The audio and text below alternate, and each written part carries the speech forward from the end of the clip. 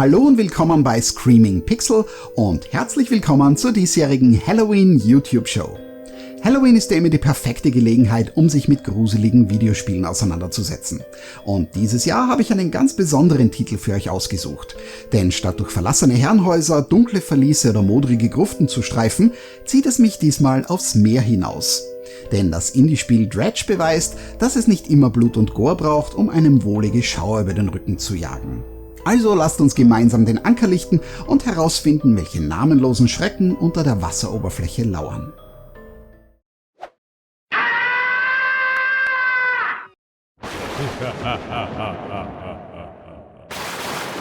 In Dredge, dem Debüttitel des neuseeländischen Entwicklerstudios Black Salt Games, übernimmt man die Rolle eines Fischers, der bei dichtem Nebel Schiffbruch erleidet. Und das, obwohl ein Leuchtturm direkt vor ihm den Nachthimmel erhellt. Seltsam.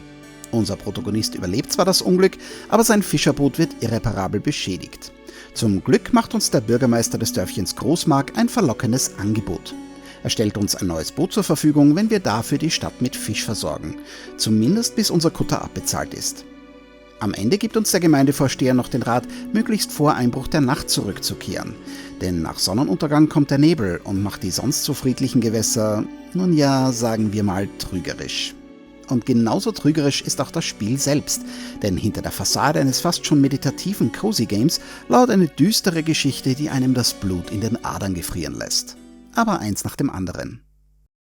Das zentrale Gameplay-Element ist das Fischen. Dazu fährt man mit seinem Boot einen der verschiedenen Fangplätze an und wirft die Angel aus. Nachdem man ein kleines Geschicklichkeitsspielchen gemeistert hat, verstaut man seine schuppige Beute schließlich unter Deck. Dabei lohnt es sich, die Fische zu drehen und sinnvoll anzuordnen, um auch möglichst jedes Kästchen des limitierten Frachtraums auszunutzen. Danach geht es zurück in den Hafen, um das zappelnde Getier beim örtlichen Fischhändler zu verkaufen. Mit der Kohle stottert man nicht nur seine Schulden beim Bürgermeister ab, sondern kann auch neue Ausrüstung für sein Boot kaufen. Mit dem besseren Equipment lassen sich größere Fische fangen, die wiederum mehr Geld einbringen. Dadurch ergibt sich eine verlockende Motivationsspirale, die einen auch langfristig bei der Stange hält. Vor allem im späteren Spielverlauf experimentiert man immer wieder mit verschiedenen Ausrüstungsteilen, um das perfekte Setup für seinen Kutter zu finden, ohne dabei zu viel Stauraum zu verschwenden. Neben der Fischerei kann man auf hoher See auch Schiffswracks und Treibgut durchsuchen und so Metallteile, Planken oder Segeltuch sammeln. Mit diesen Materialien lässt man im Trockendock Verbesserungen für sein Schiff anfertigen. Auf diese Weise kann man unter anderem den Rumpf verstärken, die Leistung des Motors steigern oder die Kapazität des Laderaums erhöhen. Ab und an stößt man auch auf spezielle Forschungsteile, die man in die Entwicklung von neuen und effektiveren Technologien investieren kann. Durch seine unterschiedlichen Upgrade-Systeme schafft es Dredge, die Fischerei stets frisch und motivierend zu halten. Wem das Angeln zu anstrengend ist, kann im Laufe des Spiels auf die Krabbenjagd umsatteln oder ein Schleppnetz hinter sich herziehen. Jeder gefangene Fisch wird in einer Enzyklopädie vermerkt, zusammen mit Daten, wann und wo man die jeweilige Gattung antrifft. Das Ganze erinnert schon fast ein bisschen an einen Pokédex und hat auf mich genau den gleichen Effekt. Ich will alle Fische und Krabbenarten fangen, auch wenn das stellenweise ziemlich grindlastig werden kann. Vor allem die exotischen Fische lassen sich nur an gut versteckten Orten erwischen und wie im richtigen Leben gehört manchmal auch ein bisschen Glück dazu. Soweit klingt das ja alles gar nicht so gruselig. Doch schon bei unseren ersten Gesprächen mit den Einwohnern von Großmark merkt man, dass hier irgendwas nicht stimmt. Die Menschen wirken verschlossen und freudlos und man hat ständig das Gefühl, dass sie einem etwas verschweigen. Unter der Hand erfährt man dann Geschichten von merkwürdigen Ereignissen. Ist das alles wirklich passiert oder tischt man uns hier bloß Seemannsgarn auf? Woher kommen diese entstellten, ja fast schon mutierten Fische, die uns immer wieder ins Netz gehen? Und was hat es mit diesem komischen Kauz auf sich, der allein in dem verfallenen Anwesen auf der Schwarzfelseninsel lebt? Dredge versteht es meisterhaft, hinter der Fassade des Banalen eine beklemmende Atmosphäre und ein Gefühl des Unbehagens aufzubauen. Und dann ist da natürlich noch die Dunkelheit. Alles, was man an Bord seines Schiffes tut, lässt die Uhr gnadenlos herunterticken. Es ist also nur eine Frage der Zeit, bis man vom Einbruch der Nacht überrascht wird und sich durch die Finsternis auf den Weg in den sicheren Hafen macht. Spätestens jetzt greift das Böse nach uns, das diese Gewässer heimsucht. Wispernde Stimmen hallen flüsternd durch die Nacht. Felsformationen tauchen unmittelbar vor uns im Nebel auf. Und was war das gerade für ein feuchtes Platschen in unserem Laderaum?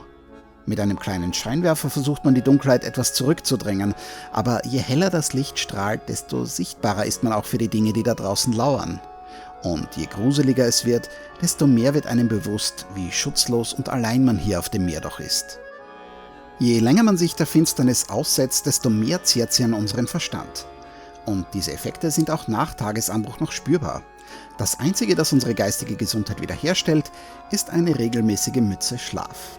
Am Anfang bleibt man daher lieber in der Gegend um Großmark, um rechtzeitig vor Sonnenuntergang wieder am Kai anlegen zu können. Doch je mehr man sein Boot aufgerüstet hat, desto weiter traut man sich raus auf die offene See.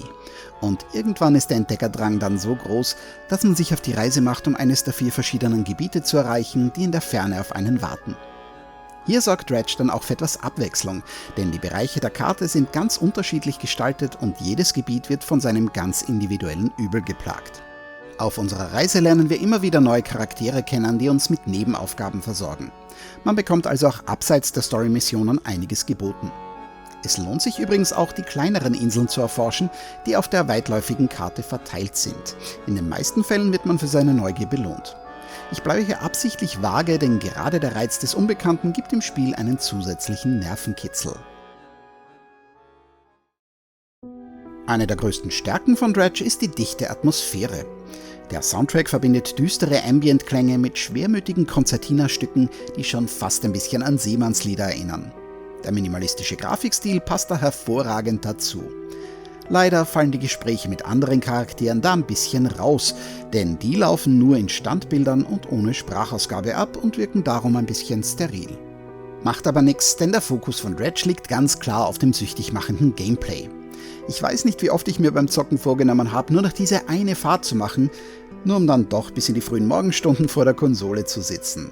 Nicht nur das, ich war von dem Spiel so gefesselt, dass ich es sogar bis zur Platin-Trophäe gespielt habe. Und so wie es aussieht, werde ich wohl bald wieder in See stechen, denn bereits am 16. November erscheint mit The Pale Reach der erste große DLC zu Dredge. Ich bin schon richtig gespannt, was in den eisigen Regionen der Erweiterung auf mich wartet. Es wäre unfair, Dredge als Angelspiel zu bezeichnen, denn damit würde man den Titel auf einen einzelnen Aspekt reduzieren. Das Gesamtpaket ist so viel mehr. Gerade der Kontrast zwischen der friedlichen Fischerei und dem allgegenwärtigen Grusel à la H.P. Lovecraft machen Dredge zu einer einzigartigen Spielerfahrung, die einfach rund und stimmig wirkt. Und auch wenn es am Anfang vielleicht ein bisschen Zeit braucht, um richtig in Fahrt zu kommen, lässt einen der Titel mit seinem süchtig machenden Spielprinzip so schnell nicht mehr los. Dredge ist aktuell für alle Konsolen und den PC erhältlich. Ich kann euch nur empfehlen, dem Titel eine Chance zu geben. Ihr werdet mit einem tollen Mystery-Game belohnt, das unter seiner zahmen Oberfläche mit einigen Überraschungen aufwarten kann. Überraschungen erwarten euch übrigens auch bei der Halloween YouTube Show 2023. Auch dieses Jahr haben wieder viele tolle YouTuberinnen und YouTuber ihre Videos zum Gruselfest in einer gemeinsamen Playlist gesammelt, um euch einen schaurig schönen Halloween-Abend zu bereiten. Die Playlist verlinke ich euch wie immer in der Videobeschreibung und im Abspann. Schaut da auf jeden Fall mal rein. Ich wünsche euch Happy Halloween und viel Spaß mit den Videos meiner geschätzten Kolleginnen und Kollegen. Bis zum nächsten Mal.